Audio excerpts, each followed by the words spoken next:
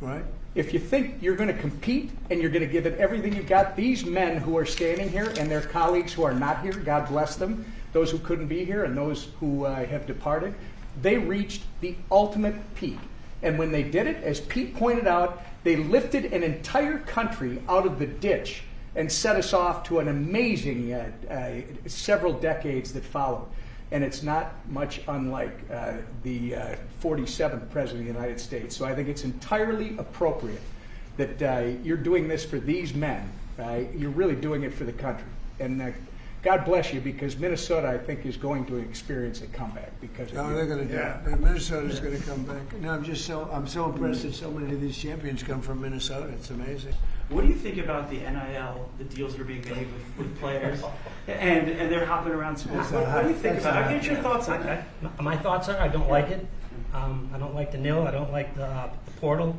But that's the state of college sports today, and we have no control over that.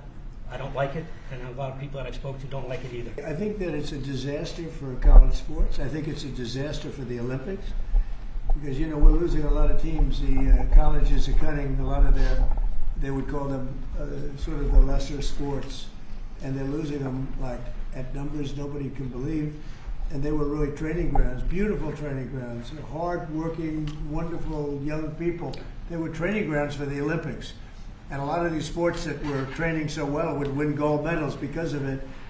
Those sports don't exist because they're putting all their money into football. And, by the way, they're putting too much money into football because colleges don't make, even the most successful universities don't make that much money.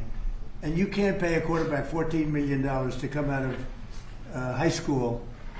They don't even know he's going to be a very good player. I mean, they've tried a couple of times. $14 and $12 million.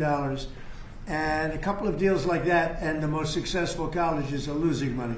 It's horrible for the Olympics, and I think it's actually horrible for the players. And you're losing all of these great sports. They're not college football.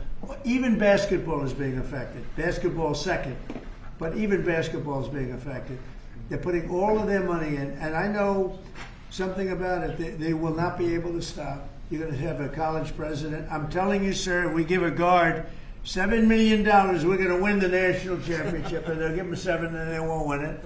And even if they do win it, colleges cannot afford to be paying the kind of salaries that you're hearing about. And frankly, if you didn't have a very strong salary cap in sports, and even then, in professional sports, they'd all be out of business, everyone. You're going to have these colleges wipe themselves out. And something ought to be done, and I'm willing to put the federal government behind it. But if it's not done fast, you're going to wipe out colleges. They're going to get wiped out, including ones that do well in football. They can't pay $12 million, $14 million, $10 million, $6 million for players. They won't be able to stop.